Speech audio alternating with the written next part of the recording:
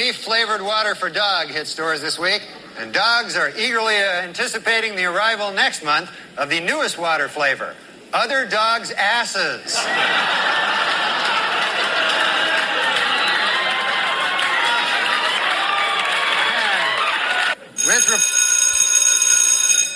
Good morning. It's Saturday, Enemies of My Country Saturday, May the 11th, and this is The True Conservative. Welcome to all the butchers, bakers, and candlestick makers out there. I'm Ron, your host, and the only true conservative in the United States today.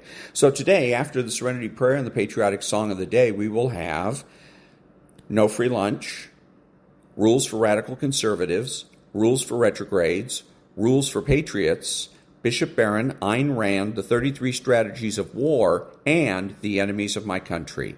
All that and more when I get back.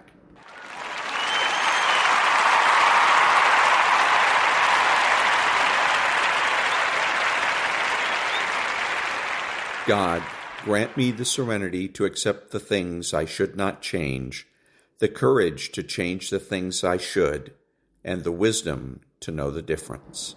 Amen.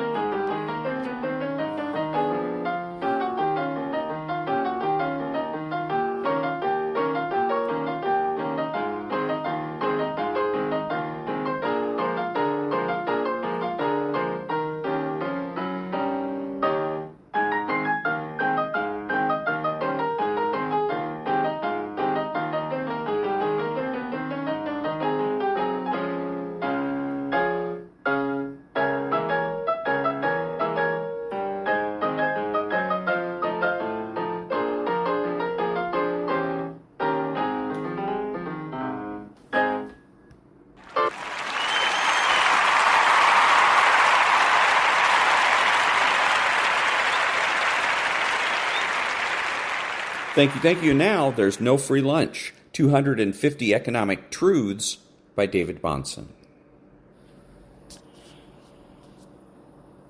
Markets are not just about the steam engine, iron foundries, or today's silicon chip factories. Markets also supported Shakespeare, Haydn, and the modern book superstore. The rise of oil painting, classical music, and print culture were all part of the same broad social and economic developments, namely the rise of capitalism, modern technology, rule of law, and consumerist society. Tyler Cowen. This point is not made enough when we describe the fruits of the free enterprise tree, and that is because those who hold markets in contempt have every objective of commercializing enterprise as something sinister. When economics are more rightly viewed as the outpouring of human action, we see a much more holistic picture, that which is consumerist, and yes, that which is beautiful, all from the same system and support mechanism. And that was There's No Free Lunch by David Bahnsen. Back in a minute.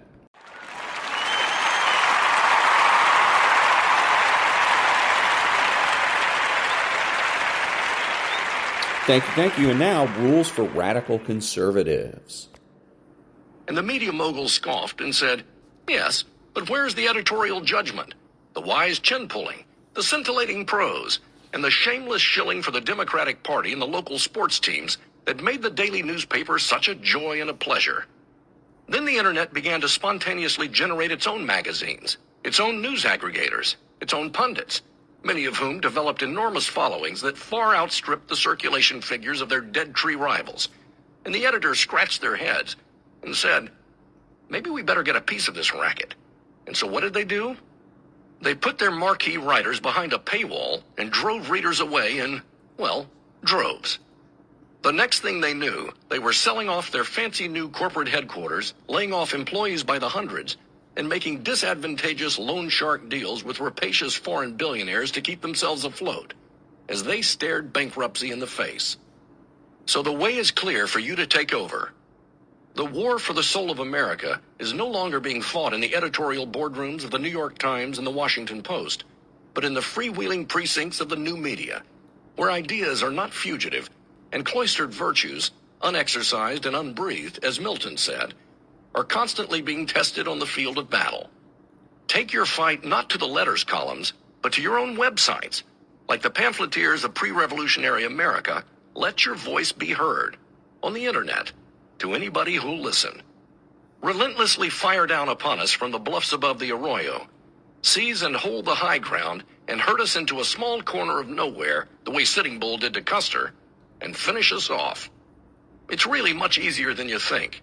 Just ask Andrew Breitbart, whose collection of big websites has in just a couple of years become a formidable force in Hollywood, politics, and journalism. For decades, our useful idiots in the media have been gnawing away at the foundations of your society like a beaver working on a particularly choice tree. The tree seems invulnerable, eternal. And then all of a sudden, it's on the ground, where it can be best measured, and then it's just another log on its way to being kindling, firewood, or the newsprint of the New York Times. The circle of life indeed. The times, they are a-changin', and it might as well be you who picks up the pieces of the Salzburger Empire. After all, they're ripe for defeat. As Arthur Pinch Salzburger famously said at a commencement, it wasn't supposed to be this way. You weren't supposed to be graduating into an America fighting a misbegotten war in a foreign land. You weren't supposed to be graduating into a world where we are still fighting for fundamental human rights, whether it's the rights of immigrants to start a new life, or the rights of gays to marry, or the rights of women to choose. You weren't supposed to be graduating into a world where oil still drove policy, and environmentalists have to fight relentlessly for every gain. You weren't, but you are. And for that, I'm sorry. Frankly, we don't like to hear defeatist talk like that, but there's not much we can do about it. You've just found our Achilles heel. The media is our mouthpiece, and yet everybody loathes the media. Which, when you stop to think about it, I guess means that they really hate us too, after all we've done for them. And yet, because you haven't fully realized how fundamentally the world has changed around you, you still insist on placing your trust in and cede societal validation to the old dead husks of institutions like NBC News, the Washington Post, and some schismatic divisions of the Anglican Communion. After years of our infiltration, they're now like the bodies of the poor inseminated victims in Aliens, dying shells of human beings harboring the alien vipers in their breasts, choking out a last plea, kill me, before the nasty little critters burst through their chests and go scurrying into hiding, there to grow and molt and increase in size and strength until, chomp. Without the media's running interference for us, acting as the curtain in The Wizard of Oz, you would have, as I've explained, seen us for what we really are far sooner. Courtiers, shills, hacks, overinflated like the Hindenburg, with a sense of self-importance, and yet, deep down, as consumed with a crushing sense of failure and irrelevance as Rosencrantz and Guildenstern in Tom Stoppard's play.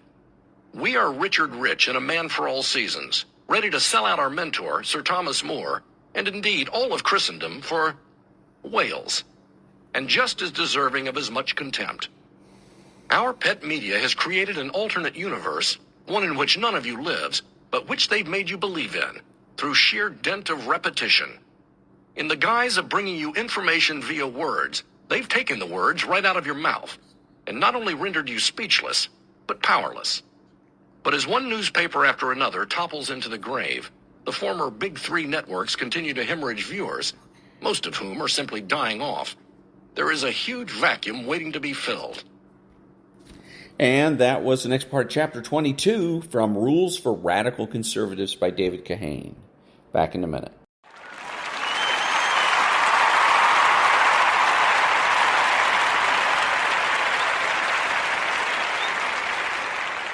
Thank you. And now, Rules for Retrogrades. Rule 40.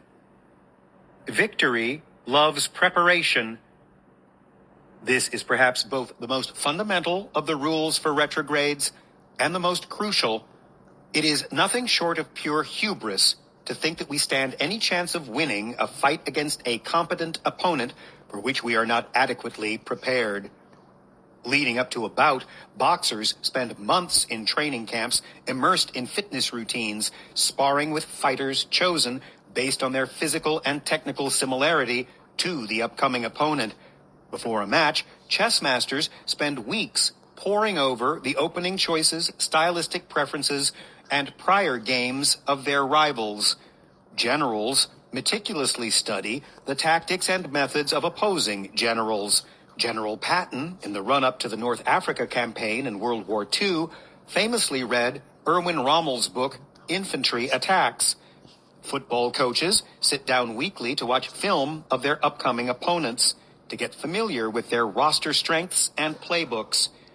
Why mod cons believe for a second that they have a snowflake's chance in hell of whooping an organized, bankrolled, determined group of radicals just by showing up at the polls every 2 years and perhaps bloviating to insolent nieces and nephews about politics over Thanksgiving dinner is one of the unsolved mysteries of the universe. Too many mod cons earnestly think that because they're nominally on the side of the good, Providence has all but guaranteed them victory in the political cultural wars. Too many mod cons believe that their only duty to their fellow men is to be productive members of society, hold down a steady job, produce a milquetoast family without getting a divorce, harm no one, perhaps go to church on Sunday, and develop acceptably partisan political opinions. They've got another think coming. While victory rests with the Lord, the horse is to be made ready for the day of battle. Living an uninspired, ennui-filled, suburban existence, replete with creature comforts of every sort, doesn't lend itself to wresting control of the West away from radicals, hell-bent on destroying it. As marvelous Marvin Hagler famously quipped, "It's tough to get out of bed to do road work at 5 a.m. when you've been sleeping in silk pajamas." Taking a generally passive approach to the pressing issues of our day, albeit with the tired rationalization that one wants to help but doesn't have time to get involved, is really just sterilized treason against the retrograde cause. What we need is active and uncompromising engagement, and this takes preparation. How can retrogrades prepare themselves to fight and win the political cultural wars? First, we must take great pains to prepare ourselves intellectually for ideological combat.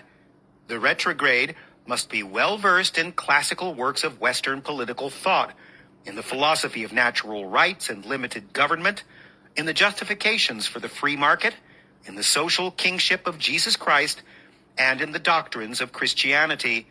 In order to do battle, one must know with great specificity the objectives of the fight, especially when the battle is to take place in the realm of ideas. Achieving a foundational knowledge of the retrograde philosophy is condition precedent for jumping into the fray. Without it, our engagement would be directionless and flailing, and we'd suffer significant attrition to radicals. And no, watching Tucker Carlson every night isn't sufficient either, although God bless him.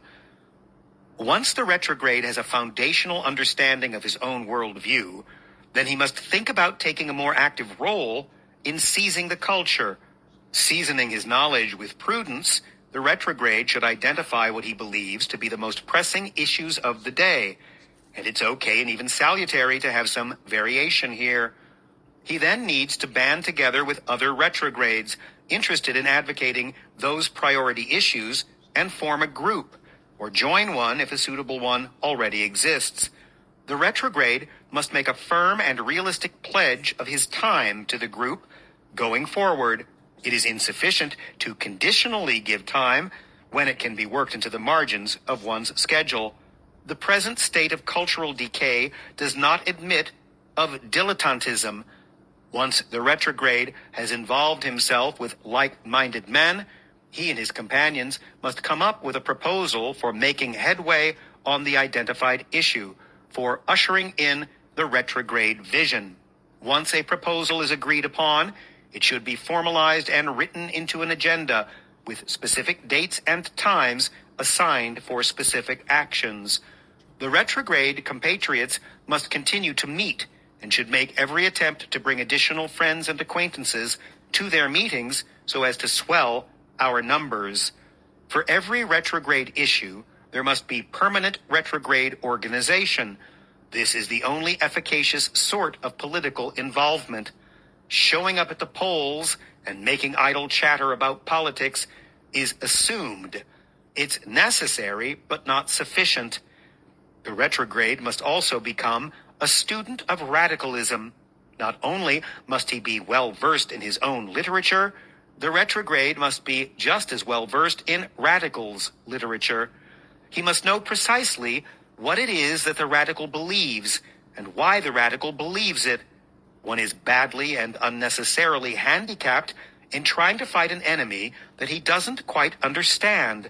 If retrogrades settle for a superficial knowledge of radicals' goals, we will never understand why it is that radicals do what they do as they're doing it. We'll never understand the method, the uniting cause underlying what might appear to the untrained eye as random and unconnected planks in their platform. One can only fight an enemy effectively when he understands the enemy's overarching goals. It's why America's policy of containment really did prove effective in bringing down communism.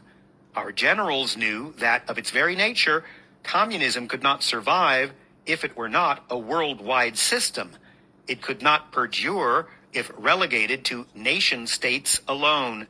Hence, by curtailing its spread, we were able to have it wither from inside out. We must apply the same general principle in defeating radicalism. Understand its meta-strategy and its sine qua nons, and sketch out a way to sabotage it, like the Star Wars Rebel Alliance analyzing the Death Star plans to find and exploit a weakness. The foregoing are all mere examples of preparatory steps that retrogrades must take in advance of their entry into the political cultural wars. If we are to prevail, we must out-prepare and outwork our ideological enemy. We must eschew the complacency and passivity of modcons, which was at its zenith when the boomers lost the culture for us in the first place 50 years ago. If we inculcate discipline and commit ourselves to the tough path ahead, we give ourselves the chance to remake the West into a shining beacon on a hill.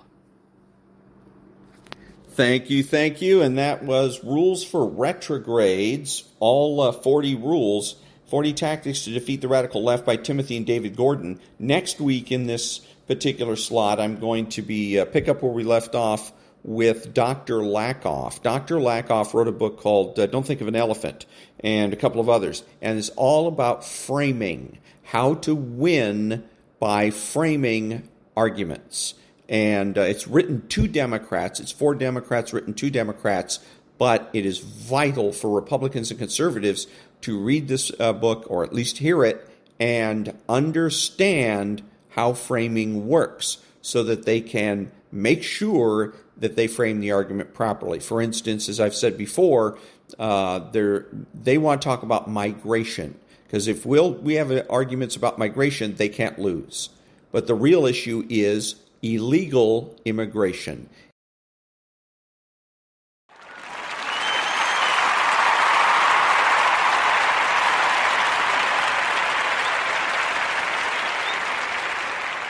Thank you. And now, rules for patriots.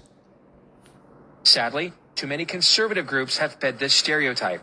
We have been defined as hypocrites, and every time we do something like spend 3 years scourging the evils of Obamacare, only to turn right around and anoint the architect of its predecessor Romneycare our presidential nominee, we end up playing right along with their narrative.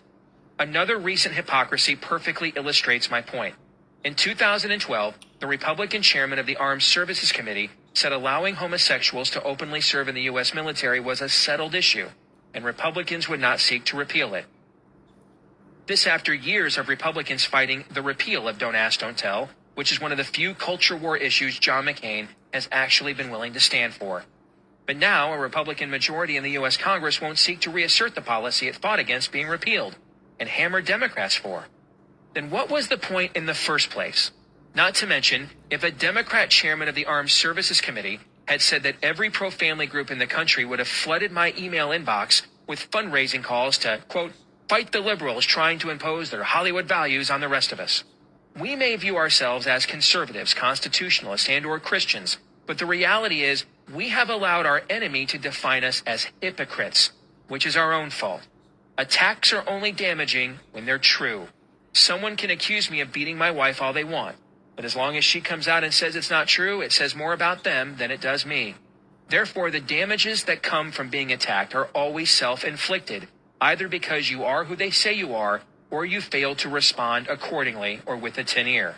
All other attacks are opportunities, with your attackers providing you with the means, motive, and opportunity to define yourself without sounding like you're self-righteous or a self-promoter. We are also allowing our enemies to define the argument. That's a big one. Why do pro-life groups just accept being labeled anti-abortion? Why do pro-family groups accept being labeled anti-same-sex marriage? When did illegal aliens become undocumented immigrants? How come conservatives allow these characterizations to go unchallenged when they're being interviewed or communicating via their own platforms? Why do conservatives accept Orwellian, politically correct doublespeak like pro-choice or sexual orientation and then expect to actually win the argument after the other side has already framed it? After all, the right to life is the default position of the Declaration of Independence, which is the organic law of these United States. So shouldn't those who oppose that right be described as anti-life or pro-death? Marriage as the union between one man and one woman is among the oldest traditions in the 5,000 plus years of recorded human history. So shouldn't those who seek to undo it be described as anti-marriage?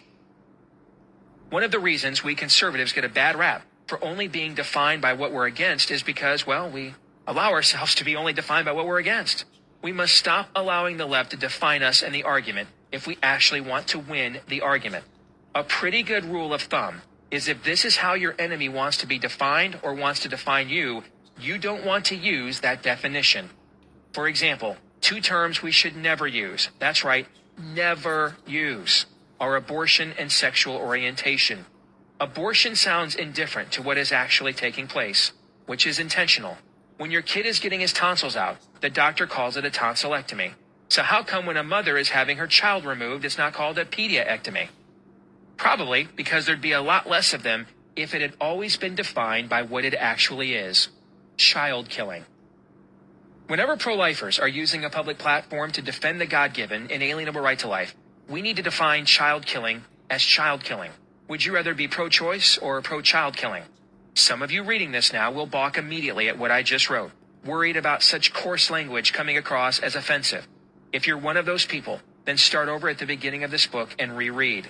If after rereading it you still don't get it, then do the rest of us a favor. Get out of politics because you're not cut out for it. Doesn't mean you're a bad person. It just means you're not cut out for warfare, and you're only getting in the way of victory. I guess I'm kind of strange, because I'm more worried about offending the God our politicians swear their oath of office to, and he hates the shedding of innocent blood, than I am offending the ones shedding that innocent blood.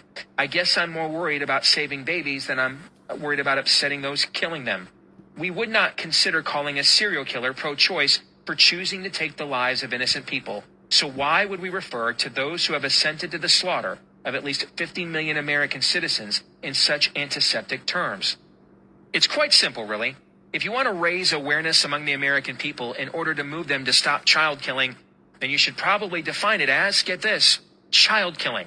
It's no wonder abortion ranks low among the issue priorities for many Americans because it sounds indifferent and impersonal. However, many of those same Americans, regardless of belief system, would instinctively act right away if someone was threatening innocent children in their neighborhood.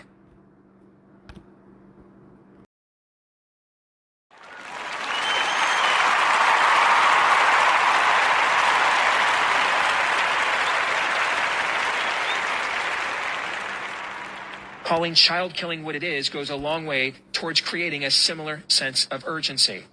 Likewise, there's no such thing as sexual orientation. This term implies the natural gender each of us is born with is somehow insufficient in determining our identity, when nothing could be further from the truth. To agree to that premise would require making the case God makes mistakes. I don't put windshield wiper fluid in my gas tank and then expect the car to run properly because it has a different fuel orientation. The intelligent designer of the car intended for the parts he designed to work together for a reason, and the car doesn't work properly unless we use it as its designer intended.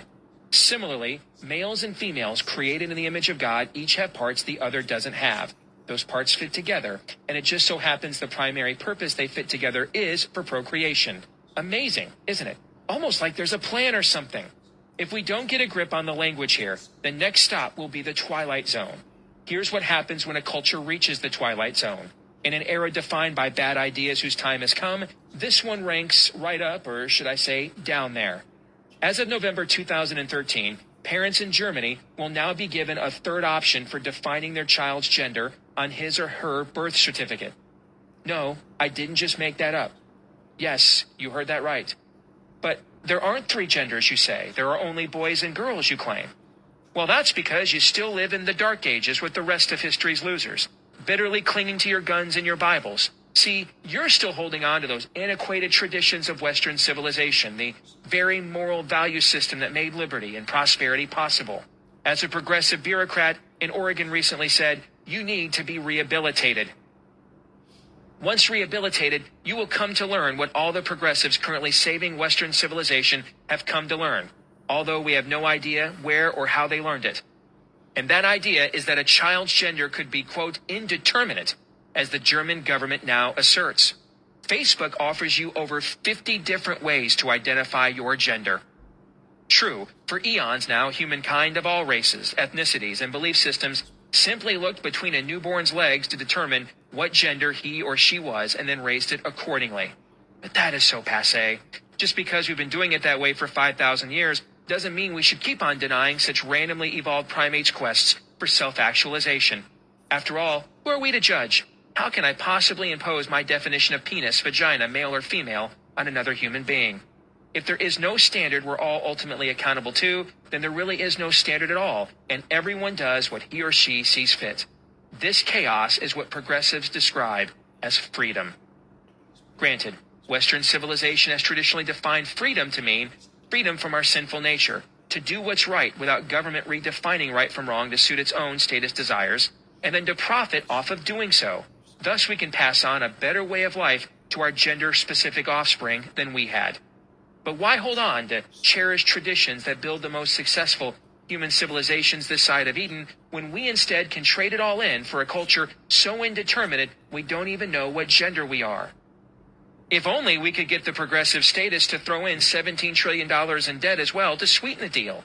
I mean, wow, who would make that trade in a heartbeat? Can you shout Allah Akbar? I hope so. because it looks like you'll need to sooner rather than later. Maybe you don't think this is your problem. Maybe you think whatever doesn't impact your wallet is none of your concern. Except the very people peddling this dead sprint towards Gomorrah are the same people that steal from you in the name of compassion. So either way, you will be made to care. But why stop at the child's birth? We shouldn't impose a gender on a child ever. What blessed diversity that would be. Imagine gender becoming like an Almond Joy candy bar commercial from back in the day. Sometimes you feel like a nut. Sometimes you don't.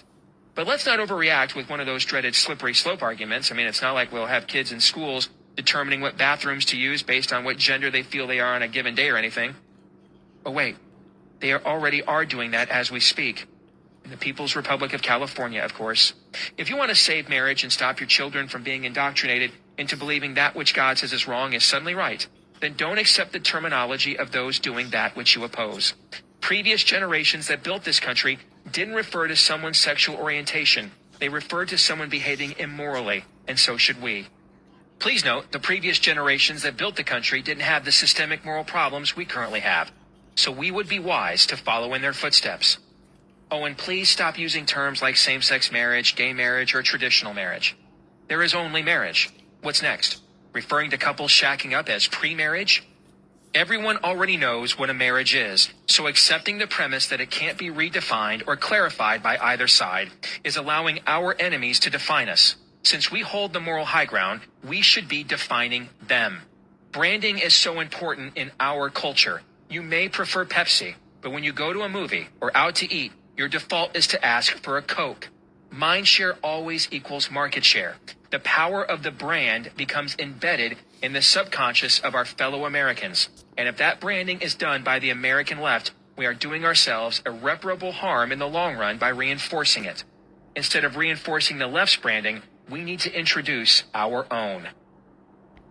And that was, chapter 10, I believe, from Rules for Patriots by Steve Deese, How Conservatives Can Win Again. The problem with this book is that it's all politics. Conservatism is a cultural expression. So, for instance, with abortion, abortion is the political expression of promiscuity. The left wants you to be promiscuous. They want you to go out and get your freak on. Okay, conservatives say no. That's a bad idea for lots and lots of reasons. So no, you should wait to get your freak on until you get married. That's the conservative position. That's cultural. The political end of it is abortion. Another one is spending by the government. Spending by the government is a political issue. The cultural issue is being frugal, is frugality. So that gives you a couple of examples. So he gets things confused with this. He says he's talking about, by the title or the subtitle, How Conservatives Can Win Again, about conservatives and conservatism. But in reality, what he's really talking about is Republicans versus Democrats, politics. Back in a minute.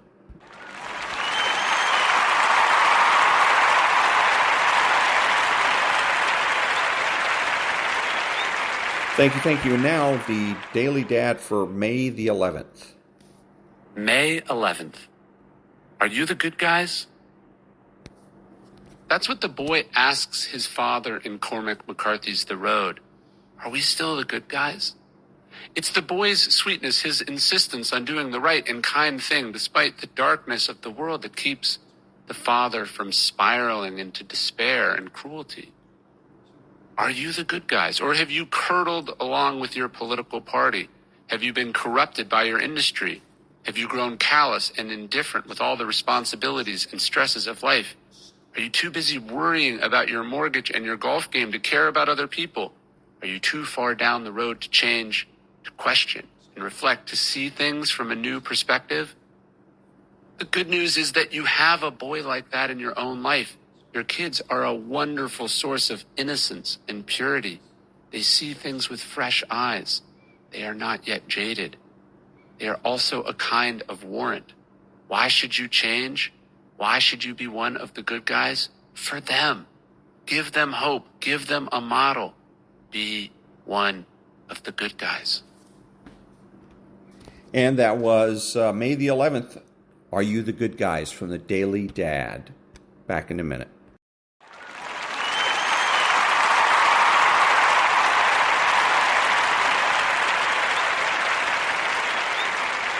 Thank you. And now, Bishop Robert Barron. What do we see when we see Jesus nailed to the cross? We see our own sin. I know. We're tempted, because our culture teaches us this all the time. We're tempted to say, hey, I'm basically okay. You're basically okay. Don't let anyone tell you got any problems. We're all basically fine. What do we see on that cross, therefore? We see all the forms of human resistance to Christ. Yes, cruelty, hatred, violence, stupidity, injustice. Our own self-absorption, self-protection, running away, denying, betraying. All of that is made visible on the cross. Whenever we're tempted to say, I'm okay and you're okay, all we need to do is hold up the cross of Jesus and we see our own sin. We see as though in a spiritual mirror what is off with us. And see, friends, that is in itself. And that was Bishop Robert Barron. Back in a minute.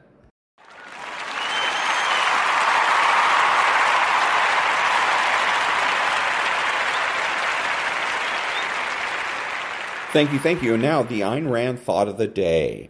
All the evils, abuses, and iniquities popularly ascribed to businessmen and to capitalism were not caused by an unregulated economy or by a free market, but by government intervention into the economy, unquote. And that was the Ayn Rand thought of the day. Back in a minute.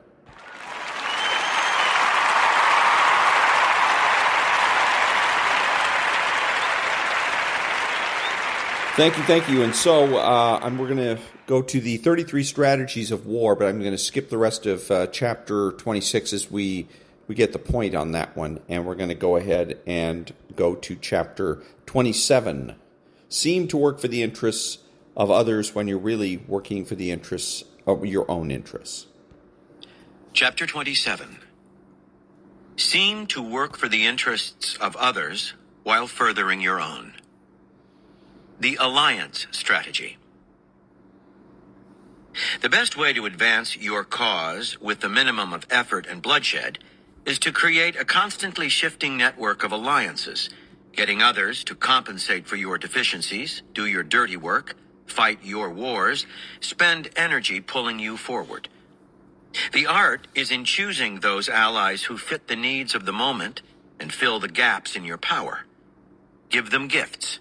Offer them friendship. Help them in time of need. All to blind them to reality and put them under subtle obligation to you. At the same time, work to sow dissension in the alliance of others, weakening your enemies by isolating them. While forming convenient coalitions, keep yourself free of negative entanglements. The perfect ally. In 1467, Charles, the 34-year-old Count of Charolais, received the news he had secretly longed for. His father, the Duke of Burgundy, known as Philip the Good, had died, making Charles the new Duke. Father and son had clashed over the years. Philip was patient and practical, and during his reign had slowly managed to expand Burgundy's already impressive holdings. Charles was more ambitious and more warlike. The empire he inherited was immense, including Flanders, Holland, Zeeland, and Luxembourg to the north of present-day France, and the important Duchy of Burgundy itself in northeastern France. Now, as Duke, Charles had the power and resources at his command to realize his dreams of conquest into Germany and beyond. Two obstacles stood in his path. The first was the independent Swiss cantons to Burgundy's east. Charles would have to incorporate this territory by force before moving into southern Germany. The Swiss were fierce warriors who would not take kindly to any invasion. But in the end, they could hardly match the size and power of the Duke's army. The second obstacle was King Louis XI of France, Charles's cousin and arch rival since childhood. France then was still a feudal state, composed of several duchies like Burgundy, whose dukes owed allegiance to the king. But these duchies were in fact independent powers and could form their own league if the king dared provoke them. Burgundy was the most powerful duchy of them all, and everyone knew Louis dreamed of swallowing it up and making France a united power. Charles, however, felt confident that he could best his older cousin in both diplomacy and warfare. After all, Louis was weak, even a little soft in the head. How else to explain his strange infatuation with the Swiss cantons? Almost from the beginning of his reign, Louis had courted them assiduously, treating them almost like equals to France. There were many more powerful states he could have allied himself with to increase France's power, but he seemed obsessed with the Swiss. Perhaps he felt an affinity to their simple lifestyle. For a king, he himself had rather peasant tastes. Louis also had an aversion toward warfare, preferring to buy peace, even at a high price, than to fund an army. It was imperative that Charles strike now, before Louis wised up and started acting more like a king. Charles formed a plan to realize his ambitions, and then some. He would first move into Alsace, between France and Germany, and swallow up the weak kingdoms in the area. Then he would form an alliance with the great warrior king of England, Edward IV, whom he would persuade to land a large army at Calais. His own army would link up with the English at Rheims, in central France, where Edward would be crowned the country's new king. The Duke and Edward would easily dispose of Louis's weak army.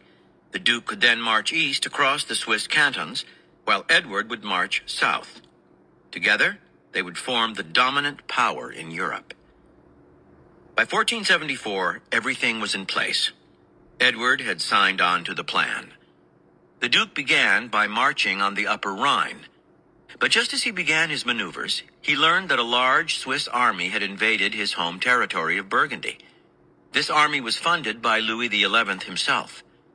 By this action, Louis and the Swiss were clearly sending a warning to the Duke that they would not look kindly on any future invasion of the cantons. But Charles had enough forces in Burgundy to drive the Swiss out. He was not a man to provoke in such a way. Both parties would more than pay for their rash invasion. In the summer of 1475, the English army, the largest yet assembled for an invasion of France, landed at Calais under the personal leadership of Edward IV. Charles went to meet Edward to finalize their plans and toast their imminent conquests. He then quickly returned to his own troops, which were marching through Lorraine in preparation for the great link-up with the English forces at Rheims. Suddenly, some disturbing news reached Charles in the field.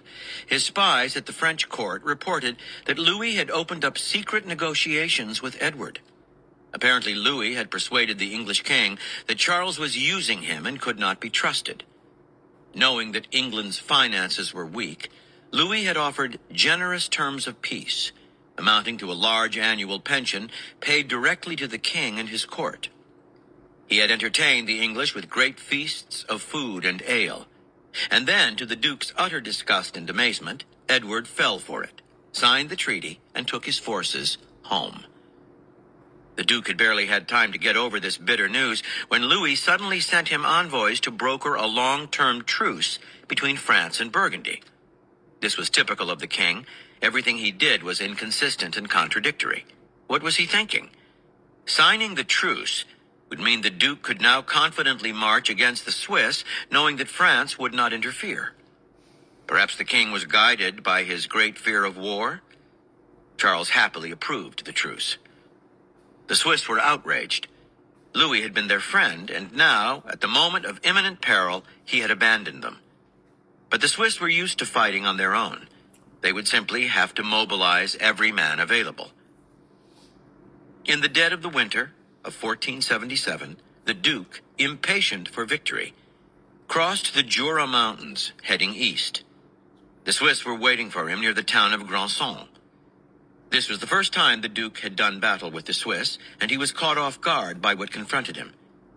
It began with the alarming bellow of Swiss battle horns, which echoed in the mountains, creating a frightening din. Next, thousands of Swiss soldiers advanced down the slope toward the Burgundians. They marched with perfect precision, packed tight in phalanxes from which their enormous pikes stuck out like the spines of a giant hedgehog in motion. Their flanks and rear were protected by halberdiers swinging spiked battle axes. It was a terrifying sight. The Duke ordered attack after attack with his cavalry to break up the phalanxes, only to watch them being slaughtered. His artillery was hard to maneuver in the mountainous terrain. The Swiss fought with incredible fierceness, and their phalanxes were impenetrable. A reserve Swiss force, hidden in the woods on the Burgundian right, suddenly emerged and attacked. The Duke's army fell into a headlong retreat. The battle ended in a slaughter, from which the Duke, however, escaped. A few months later, it was the turn of the Swiss to go on the offensive by marching into Lorraine. In January 1478, the Duke counterattacked with his now enfeebled forces. Again, the Burgundians were routed, and this time the Duke did not escape. His body was finally identified on the field of battle, his head cloven in two by a Swiss halberd, his body pierced by pikes. In the months after Charles's death, Louis XI swallowed up Burgundy, eliminating the last great feudal threat to a unified France. The Duke had unknowingly fallen prey to Louis's elaborate plan to destroy him without wasting a single French soldier. And thank you. Now we pick up where we left off from The Enemies of My Country by Jason Casper. Looking forward, I saw Worthy staring at me for guidance. He wanted to know whether to reorient our small formation to assault the men. I gave an exaggerated shake of my head, knowing that at this distance Worthy probably couldn't make out much more than my night vision device swinging from side to side. Sure, we could assault the observation post, but to what end? Whatever we sought was down the trail, an unknown target marked by the flashlights, and we no longer had the manpower to take on all comers. Worthy obeyed, rising and continuing to advance amidst the chanting crickets and croaking tree frogs that covered the sounds of our movement. As we advanced, I half wondered if Bari Khan was simply displacing the rockets far enough from the seafood processing plant to launch them into Fredericksburg proper. That course of action seemed too subtle, however, too low profile for him. But if that was his plan, all the better. It meant he was waiting in the trees ahead. In that sense, our team was an asset to Duchess, whether she accepted it or not. She'd tasked us with killing Bari Khan, and we were about to. Sure, it was on the wrong continent, and in violation of every classified national charter governing our existence, even when we were a team, much less while operating as criminal fugitives. But a mission was a mission, and no matter the ultimate outcome, we were about to complete ours. The question of whether we'd stop the attack before it was too late to do so, of course, remained up for debate. We'd have our answer soon enough, I thought, as we closed with the source of light through the trees. And amid the shifting glow, I was gradually able to discern the box-like shadow of what could only be Bari Khan's delivery truck, parked at the end of the trail with its headlights off. The dark forms of men swarmed around it, probably moving the rockets into the launch assembly. Then I discovered something far more concerning. The phosphorescent green hues of my night vision were too clear, revealing too much night sky to represent anything so hopeful as a rocket cache site or even a launch platform installed in a clearing. Instead, I was looking toward the river itself. They weren't offloading the rockets onto land, they were offloading them onto the water. In that regard, I intuitively knew what I was looking at before I could visually confirm the structure. A low, black swath of shadow too symmetrical to be of nature's doing resided past the truck, and there was no possible explanation besides the one my mind was screaming in that moment. Ian had been right, but where the intelligence operative was expecting a semi-trailer, Bari Khan had used a boat, and it was about to sail up the Potomac as a floating artillery barge, its 633 rockets poised to fire on Washington, D.C. I charged forward to Worthy, waving one hand in an overhead circle to signal Cancer and Riley to consolidate. Our mission was over. I no longer cared about incarceration or even death. Depending on the boat's speed, they were 20 minutes or less from firing upon our nation's capital, and regardless of what happened in the next sliver of time, we had to notify every possible responder, from Duchess on down, of what was about to occur.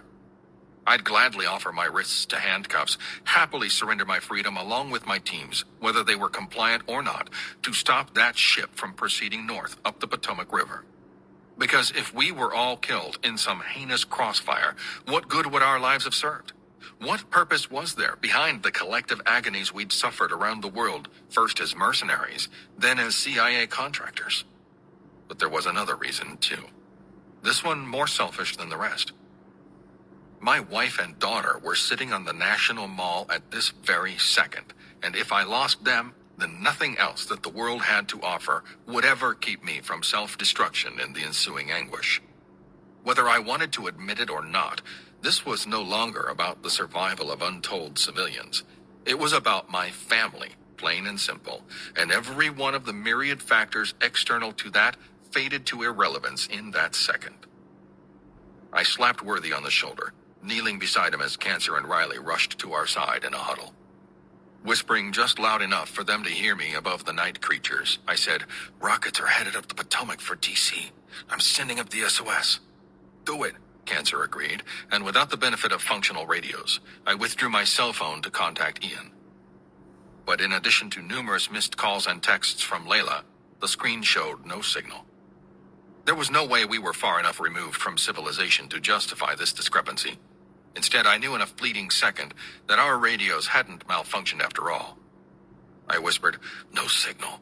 The boat must be running a cellular and FM jammer to prevent civilians from reporting anything suspicious." Riley replied, "Want me to evade back to the road, try to get a signal, and call the cops?" An outside observer could have regarded this inquiry as an act of cowardice, though I knew it to be the exact opposite. Any of us would have been loath to abandon our team, to opt out of the proceedings, however catastrophic. But Riley was the most injured among us, useful for little beyond operating a pistol with his one good hand, and he'd volunteered to assist from the worst possible position, out of a heartfelt commitment to stop the attack at all costs. If we were all killed, he'd spend the rest of his waking hours contemplating his survival. In that regard, death was a small price to pay. I shook my head. "We haven't had comms since we left the car. They've got land-based units jamming radio and cell communication. That's what I'd do, if I were BK. So let's use that to our advantage." Worthy replied, "How are we supposed to do that? Whoever's on that boat is relying on audible gunshots to sound the alarm. We kill them off silently until we're compromised, then hold our own until the cops arrive. At this point, they've got to be a few minutes behind us at most." Rather than issue a verbal response, Cancer held up his fist to the center of our circle, and the rest of us tapped it with our knuckles as he whispered, "Fast and loose." Riley advanced with his pistol gripped tightly in his right hand, painfully aware that if he fired a shot, his team would be done before they began their interdiction attempt. So he reserved the handgun for a last resort engagement of someone threatening the life of one of his teammates. It was unlikely they'd need any help from him anyway. With his left arm slung to his side, he couldn't effectively operate a rifle and was relegated to the role of rear security at best and a last resort shooter at worst. Which was just as well, he supposed, because the ball bearings in his left arm were fucking killing him. Each step brought with it a new wave of pain, the metal spheres jostling for position among muscle mass that was surely infected. Even if he had painkillers to gobble, he needed his full wits for the effort ahead, whatever that might entail.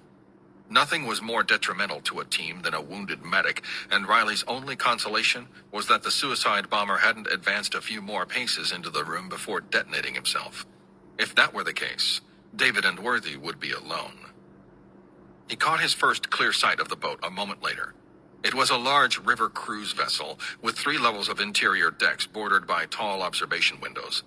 But the real prize would be on the rooftop lounge, where the launch assembly had probably been soldered into place over the course of the previous week. For Bari Khan, it was a smart play. The 3-level boat would place the launch assembly out of view from any other vessels, and the elevation would give the rockets the maximum possible range. The delivery truck was parked at the edge of a makeshift dock, 2 men positioned off the side, apparently waiting for the boat to depart. As Riley trailed his team toward the delivery truck, it looked like he wouldn't need to shoot. Worthy advanced toward the trail, David and Cancer falling on line at either side until he halted movement. The 3 men began firing almost simultaneously, a whispered chorus of suppressed gunshots that dropped the 2 men in a hail of subsonic rounds. Exalted at the silent kills, Riley felt his hope give way to fear as a sound rose through the trees around him. The boat's engines spooling to full power, sending the massive craft lurching slowly upstream. Holstering his pistol, Riley broke into a run in an attempt to catch up with his team, who were now emerging onto the trail and turning down a short wooden dock as the ship gradually slid away. Riley saw a single man appear on the middle deck, leaning over the trail as Worthy stopped in place, taking aim as the luminescent streak of his infrared laser intersected with the man's head. There was no way to hear the suppressed shot over the sound of the boat engine. Instead, the man's body tilted forward over the rail, becoming a black shadow in free fall until it impacted the water's surface amid the churning wake. Cancer and David were sprinting down the dock then, leaping aboard the rail of the moving ship and hauling themselves over the side. Worthy was only a second behind them, clambering aboard as Riley realized with muted horror that he'd be too late.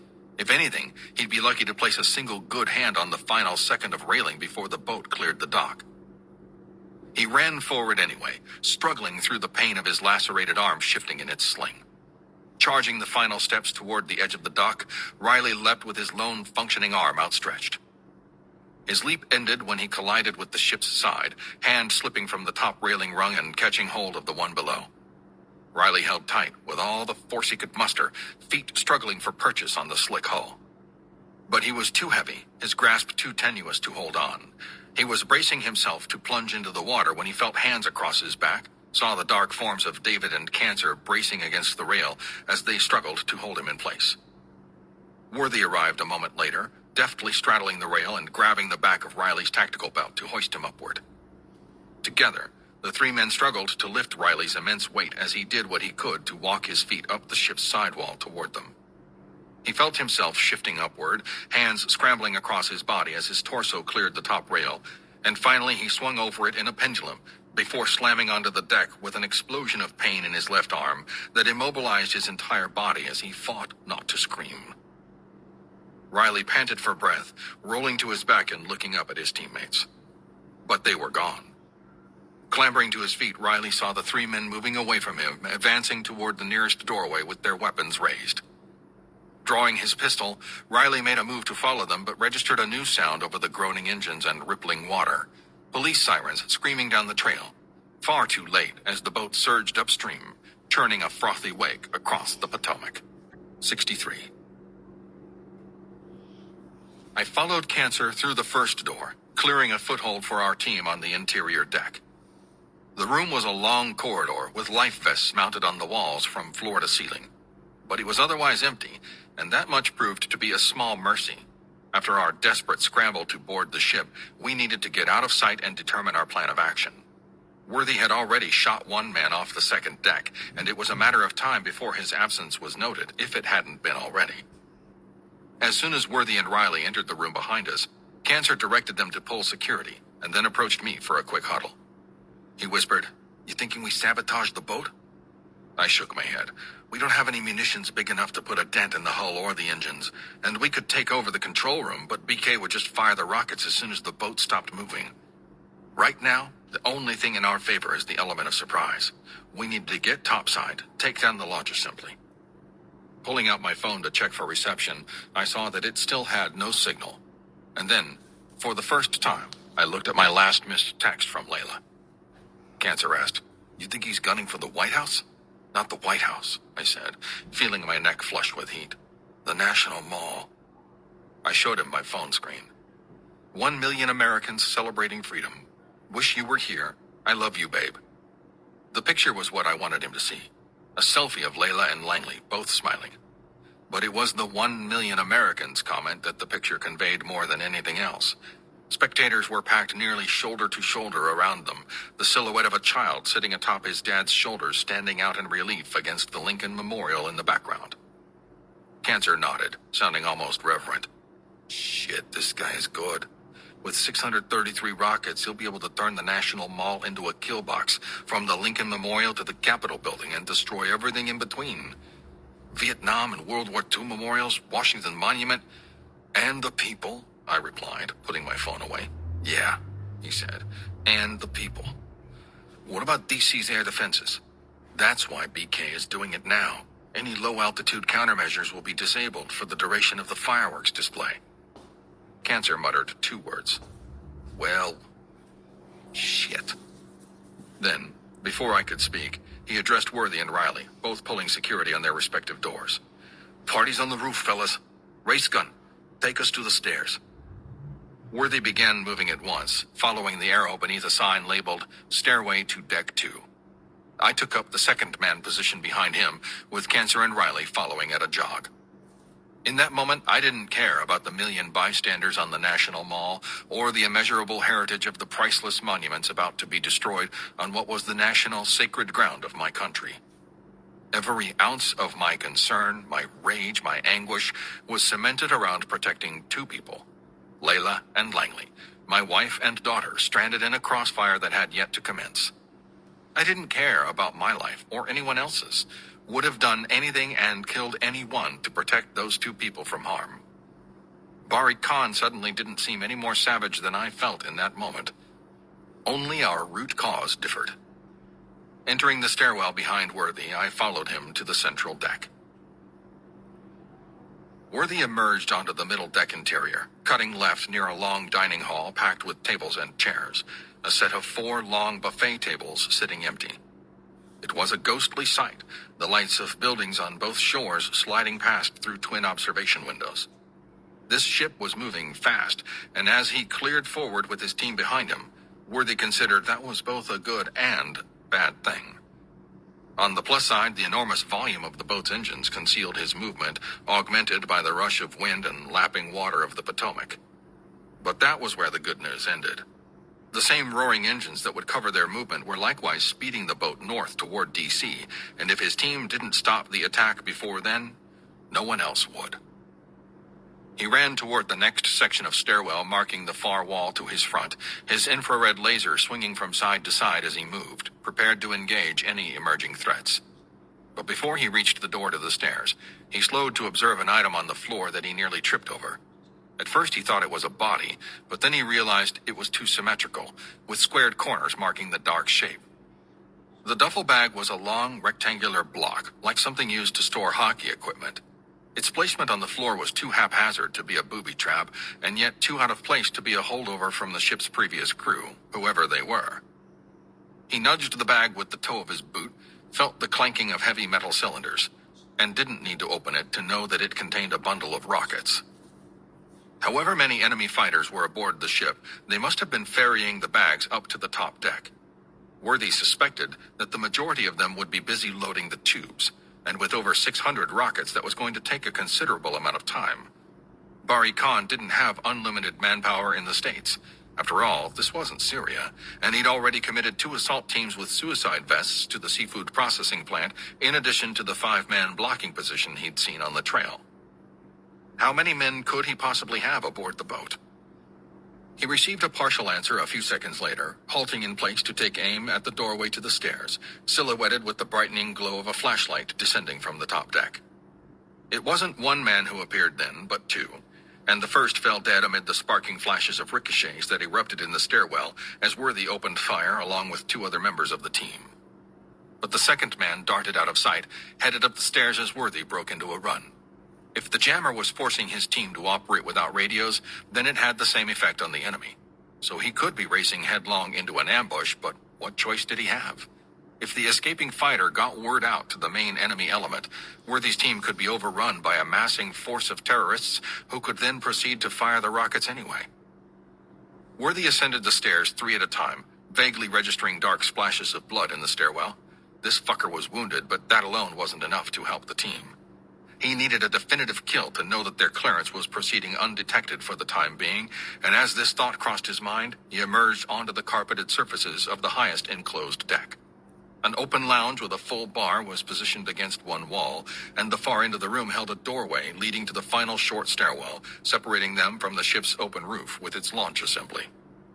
A shadowy figure was loping toward those stairs, the wounded enemy calling out as Worthy opened fire on him from behind. It was sloppy shooting by anyone's standards, the first rounds lacing into his thighs and buttocks as he sprawled headlong to the ground, rolling onto his back. Worthy raced forward, stopping just as the man's head became visible at the end of his infrared laser beam to deliver the kill shots. But the man was rolling over below him, shielding his face with a hand amid groans of agony. Worthy opened fire, seeing his rounds tear open the man's throat. At this close range, the top-mounted laser offset his bullets to impact below his point of aim, and Worthy quickly adjusted his barrel to send 4 rounds tearing through the man's palms and into his head before he finally went still. The team flowed past him as he reloaded, Cancer whispering over his shoulder, "Nice shooting, hotshot." Cancer strode past Worthy, assuming position as the lead man as he closed with the stairwell to his front. Each step brought with it searing pain from the quartet of steel ball bearings in his right thigh, and he pushed through the discomfort with the knowledge that speed was their only remaining ally. Worthy's suppressed gunshots had been quiet, but the enemy had already tried to call out, and subsonic rounds did little to aid in stealth once they punched through wood and tumbled off metal surfaces. At any rate, the next flight of stairs was the final one before the rooftop deck, and Cancer intended to be the first one atop it. He was about to cross the open doorway when a man leapt down the stairs, so close that they almost collided with one another. Whether he'd heard the sound of bullet impacts or come to search for his comrades was anyone's guess, and Cancer cracked off 3 shots in the time it took him to register the figure before him. The man grunted in pain and grabbed Cancer's rifle, driving him forward out of the doorway as more fighters came charging down the steps. Cancer vaguely registered the men moving to his left and right, the 2 ranks now mingled with one another. His own wounded opponent was still struggling to keep Cancer's rifle down, and after a moment of crippling pain in his leg as he resisted the effort, he let his barrel dip toward the ground and fired a bullet into the man's shin. Then Cancer body-checked the man as hard as he could, shouldering him backward as the enemy fighter stumbled in a failed attempt to stay upright on his injured leg. And that was the first half of Chapter 62, second half, and the first half of Chapter 63. The rest of Chapter 63 next week from The Enemies of My Country by Jason Casper. Back in a minute.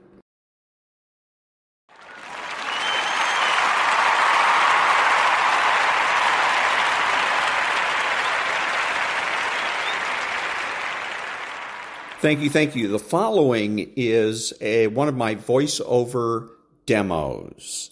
If you're a voiceover artist and you would like to advertise one of your demos on my podcast, please send an MP3 to thedrill12, all one word, at gmail.com. That's thedrill12 at gmail.com. Back in a minute. Americans love scenery. We want to see it all, from one coast to the next, Mount Rushmore down to the Everglades. So hop into a Chevy Malibu and take the scenic route. It's the car you knew America could build. There's a place where people count on friendships they can trace back generations, where they can count on the same stool at the coffee shop waiting for them every morning. This place is called Glen Ellen, and you can find it in every bottle of Glen Ellen wine. This is craft brewed Herman Joseph's, the smoothest, easiest drinking specialty beer in the entire solar system. And I believe you'll find drinkable in the dictionary right after don't order a beer you can't drink. Zoingo! Boingo! The freestyle pogo with more boing, more bounce. Bounce further, bounce higher with Zoingo Boingo. To see what makes Arrowhead Mountain Spring water different from those other waters, you have to go back to the source. And with Arrowhead, that means going back a little farther and longer than most. Between security challenged and security strengthened, there's one important word: how. And it is the how that makes all the difference to our nation and our world. Lockheed Martin. We never forget who we're working for. What makes Kraft Singles so good? 2 out of every 3 kids don't get the recommended amount of calcium. But with Kraft Singles, they get a good source of calcium and the taste they love. Kraft Singles. Magic every single time. Throw boring overboard with a new real meal from Long John Silver's. A meal worthy of a plate, just $4.99. Only at Long John Silver's. We may not all be geniuses, but we can all do something smart. Introducing the Hyundai 199 Sonata Lease. It's a smart deal on a really smart car.